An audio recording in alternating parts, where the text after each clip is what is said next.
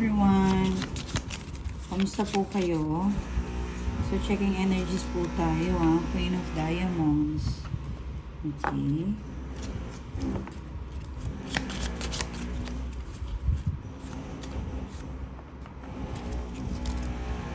Your money, your financial, or abundance sa inyong lahat.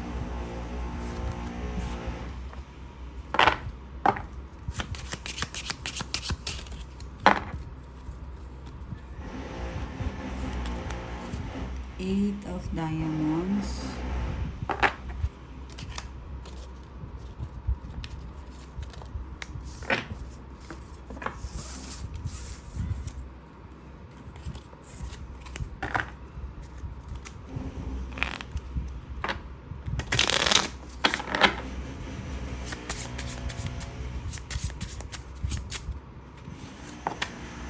Financial po ito mga madam ko, ha. Tingnan natin.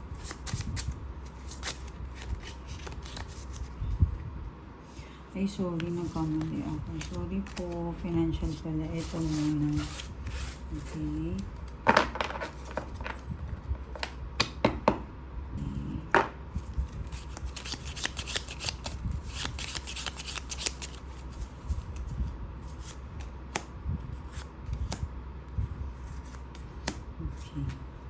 So, next.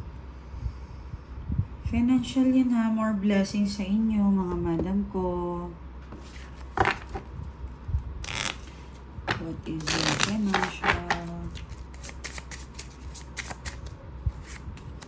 Wait, grabe siya. Sa mga single dyan, ha, makikipag-date ka at medyo hindi siya agad-agad makikita mo itong taon na to, but I think magbibigay siya sa'yo ng swerte. Oo.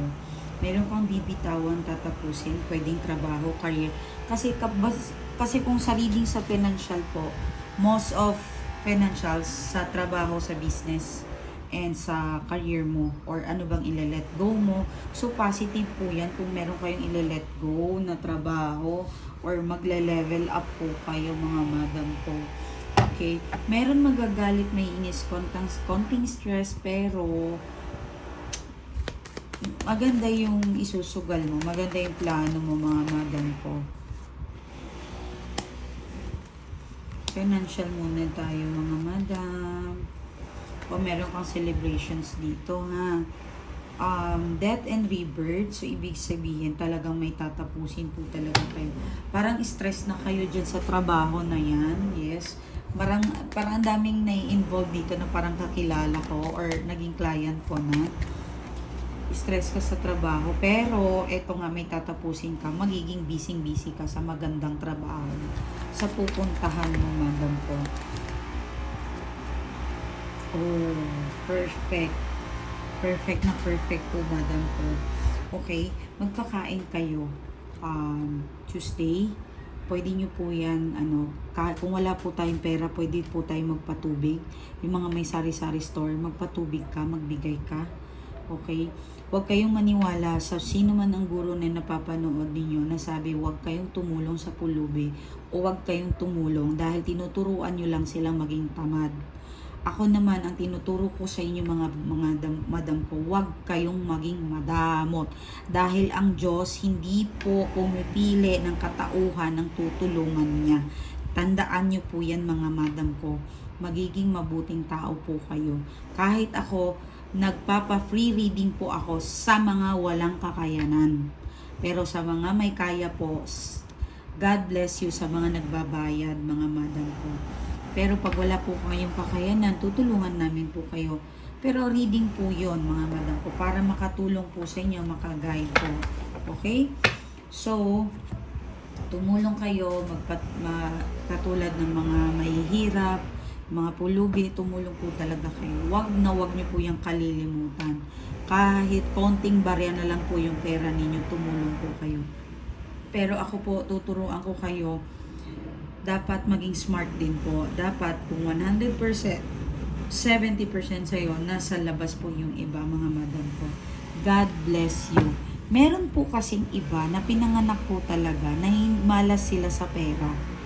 mainit sila sa pera. Pero pag meron po kayong pinagkatiwalaan at talagang mabait naman at kumbaga tuturuan kayo kung anong dapat nyong gawin, pagkatiwalaan nyo po yun pag meron pong napuntahan yung pera ninyong maayos. Pero kung ganun, magpa-check po kayo. Nag-check po kami ng ganun. Ma'am, bakit po, Ma'am, bakit po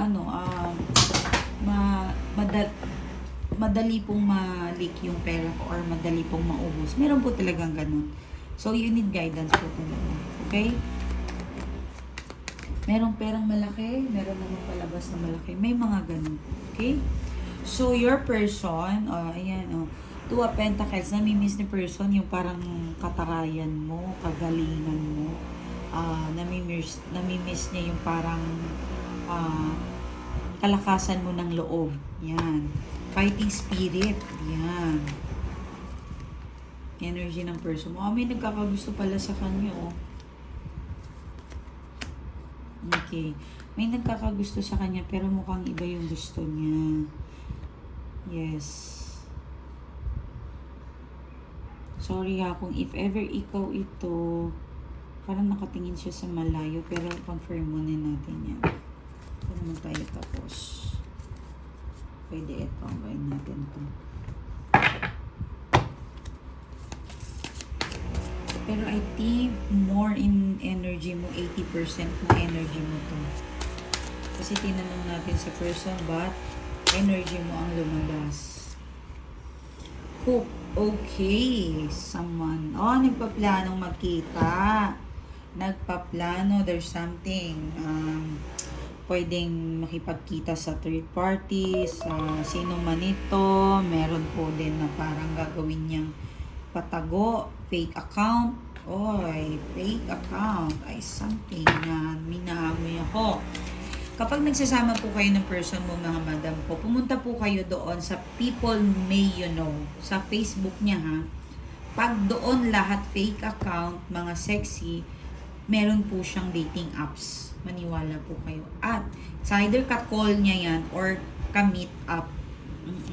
Meron pong ganun, mga madam ko. Totoo po yan. Bad credits, dahil nagloloko siya, dahil meron siya kinakarma ang person mo. Inuubos ang pera niya ng third party. Yan. Inuubos na. Ako, my God.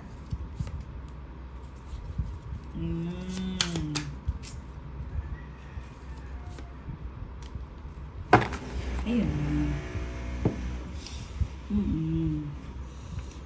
Ang sakit nito, baka si third party kasal pa. May karelasyon. Naku, Diyos ko. Kung third party ka, kung kasal yung person mo, make sure mo na hindi naman third party lahat masama. Marami po sa kanila mababait din. Okay? Meron po kasi naging third party sila kasi masama po yung asawa ng lalaki. Yan. Okay? So, there's something na magugulat siya. Mafa-find out niya. Nakasal pala ito si third party niya sa yung babaeng kinalolokohan niya. Pwede may ka-live-in, may karelasyon at nagpanggap sa kanya na single. Kasi nagpapaano siya. Bibigay ng pera. Sinusuportahan niya.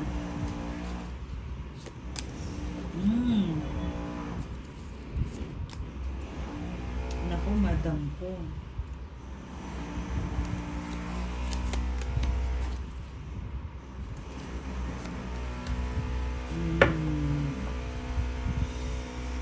I get it.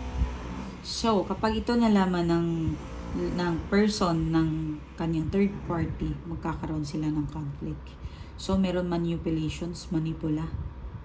Okay?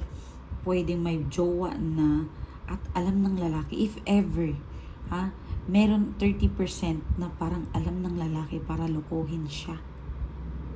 Nagets ninyo? Yung third party niya, yung boyfriend, yung iba sa inyo, alam para hut-hutan yung person ninyo. Oo. Hindi ko alam mahilig sa alak yung person nyo or mahilig sa mga masahe-masahe. Dating apps. Yes. Yun yung parang ano niya. Ah, nagpipick up to. So, pinifake yung pregnancy test. Ninuloko siya ng third party. Niloloko siya. Merong manipulations dito. Meron pang loloko. Yan. Blackmail. Yan. Actually, last week. Mukhang mabigat yung problem ng person mo. Oo. May something. Hindi ko alam kung nakabuntis yung person mo, ha? Pero dapat alamin mo yan. Oo. Ang dating maluwag lang sa phone. Bakit ngayon sekreto na yung phone? Diba? Ang dating walang pakialam. Bakit parang pagdating pa lang ngayon, masungit na. Huwag mo siyang pakialaman. Hindi mo na siya pwedeng tanungin na saan ka galing. Diba? Yan ginagawa mo. My God.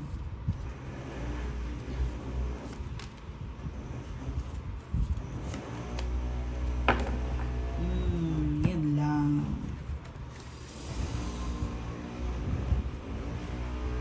Malapit sa'yo yung third party. Kilala ka.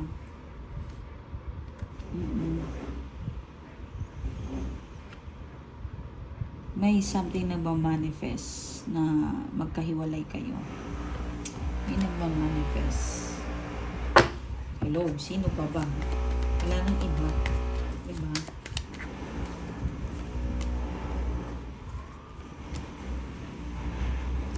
Uy, may nagkakagusto sa'yo, girl. Naku po. My God. May nagkakagusto sa'yo kung single ka na. Wait lang yung camera ko namatay. Saan na ba? Ang kulit naman nito. Tatrabaho ako, pa-epal. Okay? If you are single, ito yung time for your mingle. Baka magbibigay itong swerte sa yung lalaki na to. Oo. Kung lalaki ka, may babaeng liligawan mo. I-pursue mo na yan. Meron kang tatalikuran kung hiwalay na kayo. Pero kung in the relationship pa rin kayo, mga madam ko, may nagkakagusto sa'yo pero parang past person to. Yung ex mo dati na iniyakan mo, may babalik. May babalik. Hindi ito ha, iba to. Ito yung current energy mo. But itong person na to, but ito, if both to, babalik pa to yung person mo sa'yo. Okay? Tingnan natin kung anong month or taon. Pwedeng taon, excess. Pero meron din single dito ha, bagong relationship din ha. Huwag kayong maguluhan, talagang marami ang energy ng cards. Pag single ka, merong tao na inaasahan mong makikita. Makikita mo to. So, kailan to magsisisi?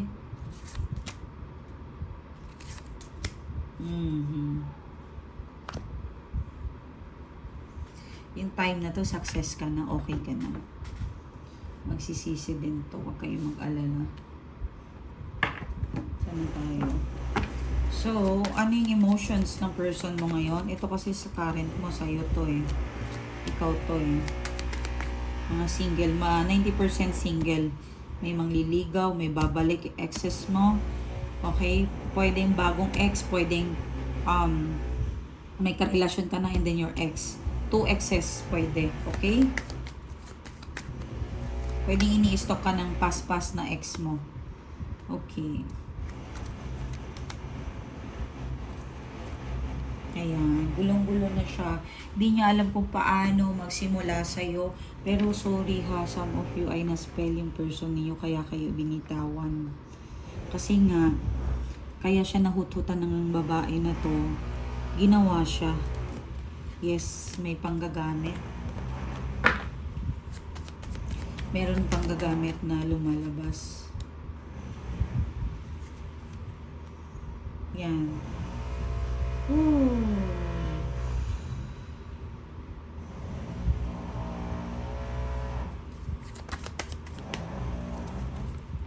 Ikaw.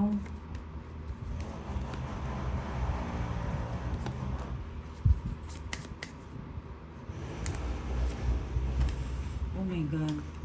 Mga madam po, maglagay ko sa southwest, asin, pwedeng Himalayan, pwedeng rock salt ha, wag iodize. Maglagay kayo kasi parang linagyan kayo ng parang malas. Yes, huwag kayong mag-alala. Ano naman yan. sabay-sabay tayo, ano kayo.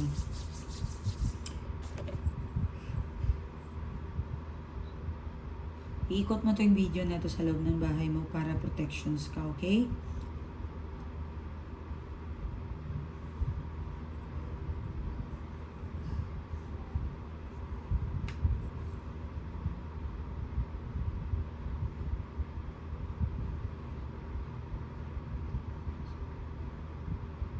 Kunin nyo yung tubig nyo tapos ibuhos nyo sa bahay nyo.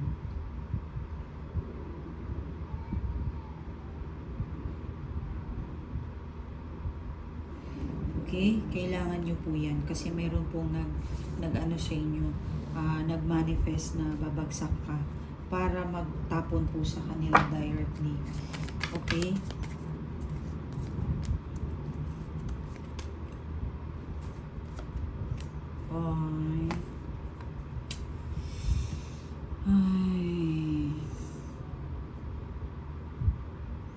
Alam mo sa kabila ng ginawa niya sa'yo, pwedeng ito, sorry ha, alam ko ayaw mo marinig to, hindi natin to pinagdadasal na may mangyari sa person mo, pero maring magkasakit to, ma-accident, maring may mangyari sa kanya, pero ikaw lang yung naalala niya na parang makakatulong sa kanya. Tsaka ikaw naman parang mapapatawad mo to eh, magkakabalikan pa rin kayo eh, on and off yung relationship niyo hanggang sa pwede magka-problem siya sa pera, hindi mo siya matiis, ganun kabuti ang puso mo, madam ko, grabe oh. Tapos kung di kayo kakasal, pwede magsama kayo, gusto kanyang makasama, okay, pero kasi para sa akin, bago ka pumayag na makakasama itong tao na to, hayaan mo muna siya magbago. Marami siyang red flag na ginawa sa'yo, madam ko. So, kailangan magbago muna to. Ha? Totally talagang magbago. Kailangan niyo po yun.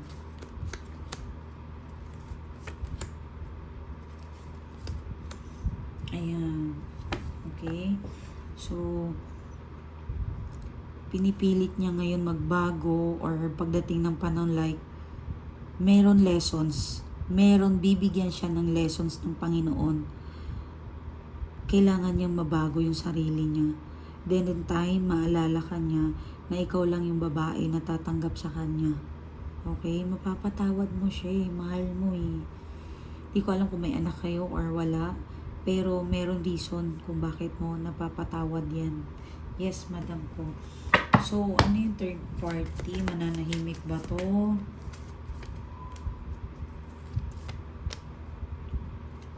Of course, hindi. Diba? Kasi nga, may pera kasing involved. Diyos ko, gagawa siya ng paraan. So, if ever gusto niya nang tulungan yung person ninyo, ay, nako, talaga naman, naiinis ako sa mga third party na to. Masasama. Again, hindi po lahat ng third party masama. Okay? Pero meron kasi dito na parang gagawa rin siya ng paraan para mapabagsak ka. Parang pride na lang talaga. Kasi ayaw nila na matatalo mo sila, madam ko. Kasi magaling ka eh.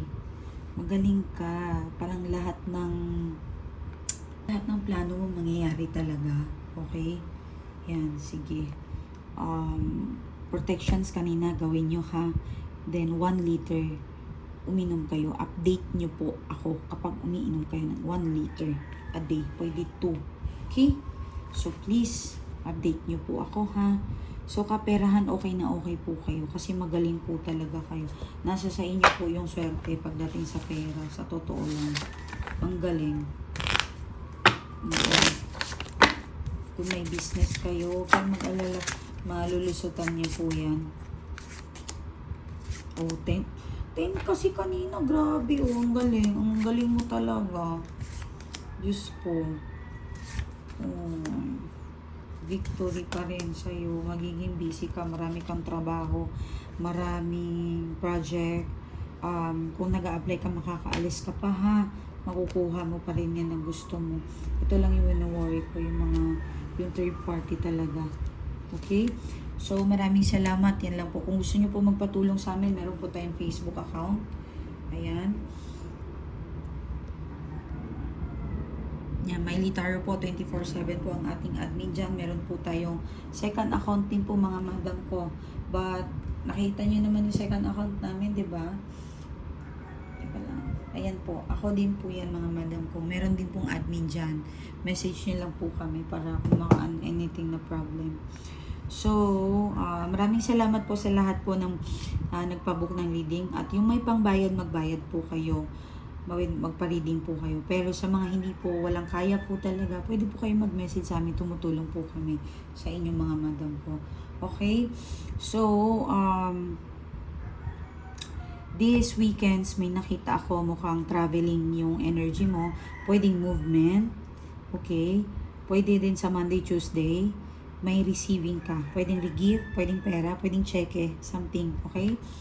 May nasisense din ako na parang ano ba to, renew ba to or something, pero something renew contract, pwedeng money, pwedeng contract or businesses, ganon. May magtatapos na anak mo, at bigyan mo lang siya ng 6 months o 1 year. Maganda po ang kanyang uphead na in the future niya mga madam ko. Okay, so wag muna kayo magpapabuntis ha, kasi wag muna. Kasi ano na magpapasok na yung July, August, September, October, November. So, year of the goat na yan. So, mahirapan po kayo mga madam ko. Huwag muna tayo magpabuntis. Ingat-ingat po kayo mga madam ko. Okay? So, ingat po kayo. Maraming salamat. Muli po, Miley Taro. Bye!